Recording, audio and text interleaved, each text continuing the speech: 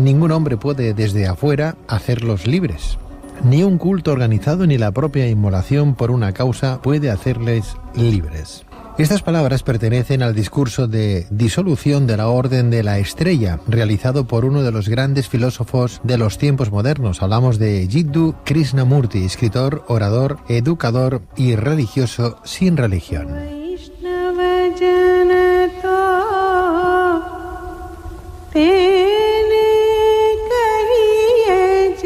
Es por ello que esta noche nos gustaría conocer más de cerca la figura de este buen hombre, quién fue, qué enseñanzas nos legó y, de alguna forma o manera, qué hay de Krishnamurti en cada uno de nosotros.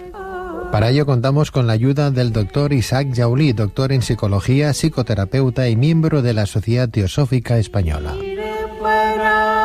Doctor Jaulí, muy buenas noches. Hola, buenas noches, Pedro. Bienvenido, Isaac. Gracias, buenas noches. Como decíamos, Jiddu Krishnamurti es considerado como uno de los grandes filósofos de los tiempos modernos, así como religioso sin religión. Orador, escritor, educador y un sinfín de cosas más, ¿no? Doctor Jaulí, ¿nos podrías contar cuál era la procedencia y origen de este buen hombre? Tendríamos que hacer referencia a finales del siglo XIX, cuando todo esto, vamos a decir, empieza a surgir. Ya se había formado el movimiento teosófico, la sociedad teosófica tenía en la India su sede en Chennai, en Adyar. En ese momento ya solamente la señora Blavatsky, la fundadora, y el coronel Olcott habían muerto, y la presidenta internacional era la señora Annie Besant, ayudado por un magnífico trabajador apellidado Leadbeater. El señor Leadbeater tenía capacidades psíquicas, digámoslo así. En uno de esos paseos que hacían por la playa de Adyar, frente a la sociedad que tiene 1 kilómetro de largo, vio a un niño. Y lo interesante es que al verlo, ver esa transparencia de su estructura, de su aura, de su energía que le rodeaba. Normalmente los seres humanos tenemos coloreadas el campo bioenergético, que también se le llama el aura, de colores que representan pensamientos, emociones, etcétera. Pues este niño era transparente totalmente. A él le impresionó tanto que lo captaron. Era hijo de un miembro, de un trabajador de la sociedad teosófica de la casta Brahmin. ¿Qué significa, perdóname, que sea transparente, que no tenía color? No habría color. En el campo energético no había colores. No había color, era transparente. O sea, esas 7 capas que hay de colores en ese campo energético. De varios tipos de colores. Él no tenía No lo colores. tenía. Y a él le impresionó porque no había visto a una persona o a un ser humano con esa calidad. Pronto lo averiguaron de dónde venía. Pertenecía a una familia brahmin hindú que trabajaba en Chennai, o lo que ahora es Chennai, antes era Madrás. La familia Telugu. Sí, y le pidieron a los padres que les dejaran educar al niño, que lo cuidaran. Él era el 8º hijo de una familia, ¿no? Sí. Tenía un hermano que él amaba mucho, Nimia, y por supuesto siempre estaban juntos. A partir de ese momento, la sociedad teosófica, en especial la señora Annie Besant, lo toma bajo su custodia para educarlo y prepararlo. Este largo peregrinar de Jiddu Krishnamurti, que empieza en esos momentos, la primera gema que puede producir este descubrimiento de este ser es un librito pequeño que podemos encontrar en las librerías porque es famosísimo, ha sido traducido a muchos idiomas, que se llama Los pies del maestro. Es pequeñito, sencillo de leer, pero complejo de vivir. Tiene indicaciones muy importantes, sobre todo una de las más interesantes para todo estudiante serio del desarrollo interior, del desarrollo espiritual. Dice, si tú no tienes discernimiento, mejor no te metas a este camino ni a este proceso. Claro. La primera cualidad necesaria es discernir entre el bien y el mal, saber diferenciar. Bien, este proceso lo llevó a formar alrededor de Krishnamurti toda una estructura. Vamos a decirlo así, por los años 20 fue cuando más tuvo auge. Desde que fue encontrado hasta los 20, él empezó a desarrollarse, lo mandaron a Inglaterra a estudiar, después regresó a la India, volvió a ir a los Estados Unidos, porque en Estados Unidos el auge de la sociedad teosófica iba en aumento. Pero ocurrió algo, y eso caracteriza la enseñanza de Krishnamurti. Él empezó a palpar que el grupo que se formaba alrededor de él, como un avatar. ¿De avatar? Menos que avatar, porque un avatar tiene un significado muy grande, como un gran iniciado. Pero lo que se estaba formando alrededor de él, a él no le agradaba, porque realmente veríamos después por la enseñanza que él tiene, que la formación que se pueda hacer alrededor de una enseñanza y del que enseña es lo que ha generado de alguna forma las grandes organizaciones. Tú ya mencionas que en 1929 él rompe con la Orden de la Estrella Dorada. ¿Qué edad tenía más o menos en 1929? ¿Qué edad podría tener? Era muy joven, murió en 1980 y tantos. Yo lo conocí, incluso me lo presentaron, tuve con él conversaciones, fue una oportunidad de intercambiar algunas ideas. Ya era muy mayor, yo lo conocí un año antes de su muerte, tuvo una enfermedad muy fuerte. Tendría 94, 95 años por ahí. A partir de ese momento, él se separa del movimiento teosófico y forma la gran fundación de Krishnamurti, que engloba las escuelas Krishnamurti relacionadas con las escuelas Montessori, o con el modelo Montessori, porque la señora Montessori, esta famosa instructora italiana, se adhiere a esta filosofía, a esta estructura, ya desde que estaba en la sociedad lo hacía. Y empieza su carrera que dura muchísimos años enseñando por todo el mundo. Él tiene varios elementos interesantes en su enseñanza, que ya lo menciona, sin organizaciones, sin formas, sin religión, sin sistemas, porque todo eso ha aprisionado al hombre, según la enseñanza de Krishnamurti. ¿Sin Dios también? No, sí hay Dios, solamente que él habla mucho de que ese Dios que el hombre ha formado no es el Dios al que él habla. Él lo dice en sus conferencias, oyes mencionar la palabra Dios, la esencia divina, Dios, pero no el Dios que hemos formado con nuestra mente. Dice, los seres humanos hemos creado con nuestra mente todo. Hemos creado iglesias, sistemas, organizaciones, sistemas políticos, filosofías, pero la mente tiene límites.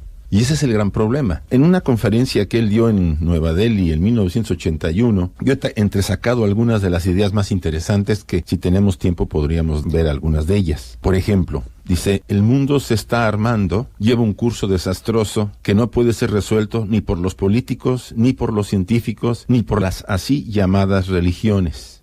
¿Cómo ha de proceder el ser humano? ¿Qué debemos hacer? Dice, la crisis que vivimos con toda la pobreza, con toda la anarquía, con todo el desorden, terrorismo, es una crisis intelectual, económica o nacional. Si tú te das cuenta, ya estábamos aquí hablando en el 80 de una situación que ahora se ha vuelto bastante caótica. Él habla, insiste, dice que ¿dónde está la responsabilidad? ¿Qué nomás la tienen los políticos? Él insiste que todos, en esencia, estamos unidos en esa fuente de vida. Lo que tan repetido se ha oído en las religiones. Todos somos hijos de la fuente, hijos de Dios, somos hermanos. Pero no lo reconocemos, porque solamente lo que vemos son las diferencias externas, las diferencias personales. Obvio, él aclara, somos igual, somos lo mismo en la esencia divina que habita en nosotros. Pero en lo exterior aparentemente tenemos diferencias, y es lo que él encaja en esta conferencia. Dice, ¿cuál es nuestra responsabilidad en este caos que vivimos? ¿Nos interesa lo que está sucediendo verdaderamente o solamente estamos preocupados por nuestra salvación personal? Aquí se refiere él, dice, estamos interesados honesta y seriamente en lo que ha llegado a ser la humanidad, el reto que afrontamos, lo que tiene nuestra mente. Él repasa mucho el tema de la mente, porque dice que si hemos de observar juntos, tenemos que ser libres de los que acumula la mente, porque las creaciones mentales son las creaciones de nuestra conciencia. Tu conciencia, Pedro, la mía, está formada por los pensamientos. Y él hace un repase muy interesante en una mecánica. Dice, ¿cómo surge el pensamiento? ¿Qué es el pensar? Es un proceso que nace de la experiencia y el conocimiento.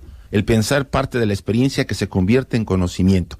¿Cuál es el mecanismo? Tenemos experiencias, se convierten en conocimiento, la guardamos en la memoria, después la memoria genera los pensamientos y actuamos, hacemos acciones con ello. Y así vivimos y jamás salimos de este campo conocido. O sea, el mecanismo es experiencia, conocimiento, memoria, pensamiento y acción. Estamos prisioneros de la mente. Estamos hablando de un hombre de 1890. Sí, por ahí nace y tiene su auge, bueno, muere en el 80 y tantos, 81. En 1980 y pico, o sea que los 90 años, él nacería en 1890 más o menos, en 1920 más o menos con 20 y pico, 30 años se disuelve esta orden de la estrella. Sí. ¿Qué es lo que le atrapa a este hombre para encontrar esa espiritualidad, esa forma de entender el mundo? ¿Le venía de sus padres? ¿Fue una iluminación? Eran 11 hermanos. Sí. Él era el octavo. Es más, creo entender que solo sobrevivieron 6 de sus hermanos. Sí, ¿no? Una mortandad muy grande en la India en esa época. Entonces, Krishnamurti, ¿cómo despierta? ¿Como el Buda? ¿Tiene algo de iluminación? Sí. Ocurre estando él en el centro que existe en Los Ángeles, California, en el Valle de Ojai. Junto a la Sociedad Teosófica está la Fundación Krishnamurti. En aquella época, te hablo de los 20s, Él está con su hermano Nidya viviendo, siendo preparado, estudiando, etcétera, y tiene una experiencia en ese bellísimo valle, es un valle muy hermoso, una experiencia que él narra en una de sus obras, muy general, no entra mucho en detalle, donde él recibe ese estado, vamos a decir, esa transformación. Él encuentra probablemente el sentido de todo lo que había ocurrido y cuál era la función que él tenía, a qué te debía dedicar. Y él lo dice claramente: yo no vengo a hacer ninguna orden, ni a crear ninguna religión, ni a crear alguna organización. Yo vengo a hacer libre al ser humano. Solamente la mente libre puede hacer libre al ser humano. ¿Él se creyó que era un enviado? Siempre lo negó. Pero él, la Orden de la Estrella, él la fundó porque él pensaba, desde mi punto de vista, y que según lo que yo he leído, sí, que él se creyó ser el maestro del mundo. Vamos a decir que en una primera fase, más que él, los individuos y personas que le rodearon. Se le hicieron creer. Sí, había una formación, vamos a decirlo así, de personas que con la mejor intención, podemos pensarlo así, deseaban que él fuera la avanzada de ese nuevo movimiento, que en el mundo, en ese momento, imagínate, te puedo decir que entre los 1915 y 1925 había habido una gran explosión en el mundo de este movimiento. Él era el abanderado, vamos a decirlo así, representaba una figura muy importante y por supuesto todos los miembros que rodeaban a Krishnamurti hicieron que él en parte asumiera que era una realidad. Pero él fue descubriendo poco a poco que no iba a repetir lo que se ha estado haciendo hace varios miles de años en varias tradiciones. O sea, fue entonces cuando despertó. Sí, y eso ocurre en California. Es curioso porque en ese discurso de disolución de la Orden de la Estrella que él había creado, ¿verdad?, años atrás, por aquello que decíamos que él se había llegado a creer a través de la gente que lo rodeaba, es maestro del mundo, el gran avatar, el Maitreya de ahora, de este tiempo del siglo XXI, que algunos ya vienen apuntando, ¿verdad? Uh-huh. Llegó a decir, tengo aquí textualmente las palabras, si me permites, sí. Llegó a decir lo siguiente: yo sostengo que la verdad es una tierra sin caminos, sí, y no es posible acercarse a ella por ningún sendero, por ninguna religión, uh-huh, por ninguna secta. Ese es mi punto de vista y me adhiero a él absoluta e incondicionalmente. La verdad, al ser ilimitada, incondicionada, inabordable por ningún camino, no puede ser organizada. Sí. Eso lo dijo él en ese discurso de disolución de la Orden de la Estrella. Entiendo yo, que a partir de entonces, y renunciando a la sociedad teosófica, sí, se embarca en un camino propio de difusión y que se conoce como sus enseñanzas. Por ejemplo, en referencia al tema de la educación, escribió varios libros como Conversaciones con estudiantes, uh-huh, El propósito de la educación o Krishnamurti y la educación. Sí. ¿Cómo entendía él el mundo de la enseñanza? ¿De qué forma se deberían instruir a nuestros hijos? ¿Qué decía al respecto? Mira, tiene un pequeño opúsculo que se llama Educando al Educador. Es una pequeña obrita que él escribió. Y él ahí cuestiona, por supuesto, cuestiona todo el sistema actual, no solamente el de la India, donde él era originario, sino los sistemas que se han utilizado e implantado en el mundo. Punto interesante él es que empieza a decir que para empezar hay que educar al que educa, no al pequeño. Dice, el pequeño viene como un libro blanco y el maestro, con sus prejuicios, condicionamientos, debilidades, también con sus cualidades, transfiere, proyecta sobre el pequeño. Si el maestro no puede ver lo que pasa en el mundo, si no entiende lo que está ocurriendo a su alrededor, si no ve el dolor, la tristeza, el sufrimiento que hay en el mundo, porque él también está envuelto en ese problema, ¿qué le va a enseñar a nuestros hijos? Es curioso, Isaac, porque siempre se dice, nunca aparece el maestro hasta que no está preparado el discípulo, ¿no? Sí. Hasta que no estamos llenos por dentro y vacíos de cosas que nos hacen posiblemente demasiado inmundos, nunca encontramos la iluminación, ¿no? Pero él decía, en cierta manera, que no hay diferencias entre el profesor y el alumno, sí, que es lo mismo. La única diferencia es que el alumno sí que tiene que escuchar, tiene que observar, y cuando comprenda las tres partículas que estamos comentando, entonces es cuando hay un verdadero florecer, es cuando hay una comunicación entre maestro y alumno, ¿no? Pero debe haber una sintonía. Yo refiero mucho la enseñanza de Krishnamurti sobre este aspecto, porque él insiste, dice, estamos de acuerdo que el niño es como que puede ser modelado por el maestro, pero el maestro tiene que estar en consonancia, en un estado de equilibrio para poder modelar. Es obvio que pedir demasiado a nuestros maestros, porque la mayoría de nuestros maestros, y hablo en general de todas partes del mundo, adolecen, la gran mayoría, de una preparación interior.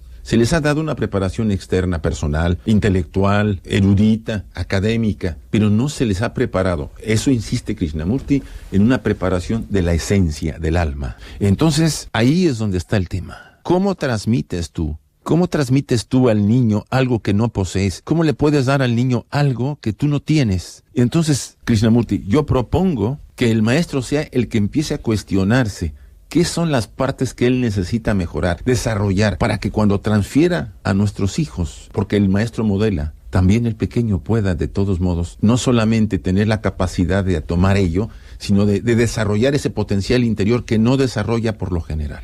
Es ahí donde Krishnamurti genera la gran diferencia y que empata mucho con el tema de la educación Montessori. Porque, ¿qué hace la educación Montessori? Trata lo natural, el potencial que el niño trae, se emane, sin presionarlo, sin colocarlo, sin ajustarlo a un modelo sistémico o a un molde para que sea lo que queremos. Es una paradoja en nuestra civilización. Queremos individuos creativos que desarrollen, que cambien esta sociedad, pero los queremos ajustar. Claro, es que eso es lo que te iba a decir Isaac, doctor Joly, porque cuando hablamos de alienar, la religión está de alguna manera alienando. Cuando hablamos de religión, palabra latina, de religare, de unir, ¿no? Pero ¿unir el qué? ¿Qué es lo que estamos uniendo? Aquí volvemos al tema que tanto hemos algunas veces mencionado, a unir nuestra parte personal, el hombre animal que piensa, con la esencia superior.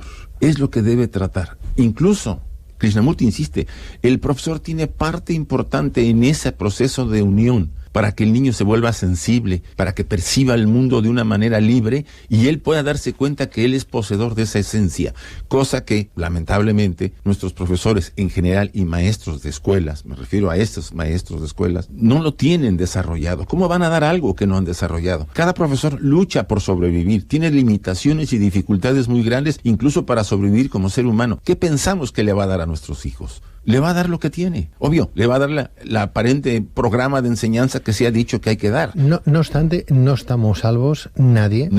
Nadie está a salvo de las enseñanzas que le puedan dar el día de mañana a nuestros hijos. Eso estoy de acuerdo. Porque ahora mismo estamos dos personas delante de un micrófono cada una con sus pensamientos, filosofías, credos que pueden tener mucha cercanía en sus postulados, pero que somos a lo mejor muy distintos en la forma de explicarlos, ¿no? Sí.